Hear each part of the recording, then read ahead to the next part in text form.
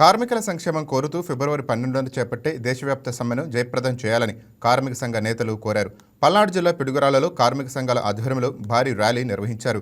కేంద్రంలో ప్రధాని నరేంద్ర మోడీ ప్రభుత్వం కార్మికుల హక్కులను హరిస్తుందని విమర్శించారు.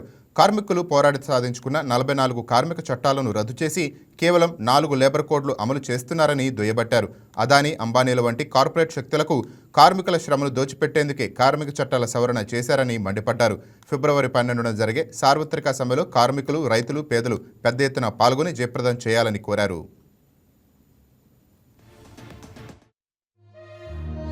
దాదాపు 100 మంది ఉంటేనే యూనియన్ పెట్టుకోవాలని శాసిస్తున్న పరిస్థితి ఉంది. కాబట్టి ఈ రోజున దేశంలోనే అనేక ఉపాధి హామీ గాంధీ గారు అంతకుముందు 77 సంవత్సరాల ముందు తీసుకొచ్చిన పథకాన్ని ఈరోజు అమలు చేయకుండా రాష్ట్రం అప్పం పాలైందని, అప్పులో భూమిలో కూరుకుపోయిందని ప్రభుత్వాలు చెబుతుంటే ఈ రోజు ఉపాధి హామీని కూడా ఎత్తేయాలని చూస్తున్నారు. ఈ రోజు 90% కేంద్రం పెట్టుకుంటే 10% రాష్ట్రం పెట్టుకునేది. అలాంటి పరిస్థితుల్లో ఈ రోజున దాదాపు 60% కేంద్రం పెట్టుకుంటుందంట. జగన్మోహన్ రెడ్డి కానీ ఈ రోజున దాన్ని పట్టించుకున్న పరిస్థితి అనేది వాటిని వెనక్కి తీసుకున్నదా కూడా ఊరుకునే పరిస్థితి అనేది రైతాంగం ముందుకొచ్చి సాధించుకున్న పరిస్థితి ఉంది. అలాంటి పరిస్థితుల్లో ఈరోజు దేశవ్యాప్తంగా జరుగుతున్న ఈ సమ్మెను మనం బలోపేతం చేసి ముందుకు తీసుకెళ్ళాలి. అలాంటి పరిస్థితుల్లో ఈరోజు మొత్తం కూడా కార్మికులందరూ కూడా ముందుకు వస్తున్న పరిస్థితి. ఫిబ్రవరి 12వ తేదీ దేశవ్యాప్తంగా కూడా సార్వత్రిక సమ్మె జరుగుతా ఉంది. ఈ యొక్క ముఖ్య ఉద్దేశం, కేంద్రం నరేంద్ర మోడీ ప్రభుత్వం 13 సంవత్సరాల పాలనలో కార్మికులకు ఒరగబెట్టింది ఏమీ లేదు.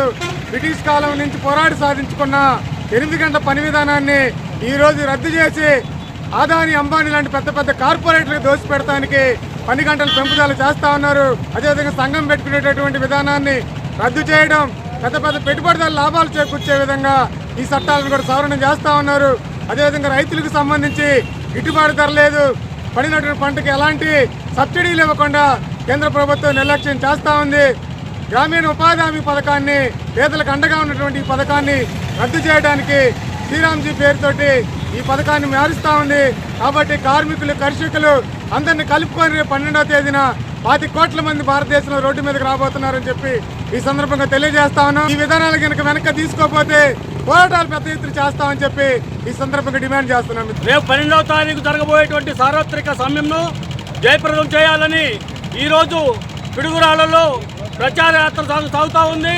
దీనికి కారణం ఏమిటంటే కేంద్రంలో ఉన్నటువంటి నరేంద్ర మోడీ తీసుకున్నటువంటి కార్మిక వ్యతిరేక నిర్ణయాలకు వ్యతిరేకిస్తూ ఈరోజు ఈ కార్యక్రమాన్ని చేపట్టడం జరిగింది. అంతేకాదు, ఉపాధి హామీ పథకాన్ని, కమ్యూనిస్టులు పోరాడి తీసుకొచ్చినటువంటి ఉపాధి హామీ పథకాన్ని ఇవాళ నీరుగార్చేటువంటి పద్ధతిలో నరేంద్ర మోడీ చేస్తున్నటువంటి పని, దానికి వ్యతిరేకంగా మేము అనేక ఉద్యమాలు చేపట్టాము.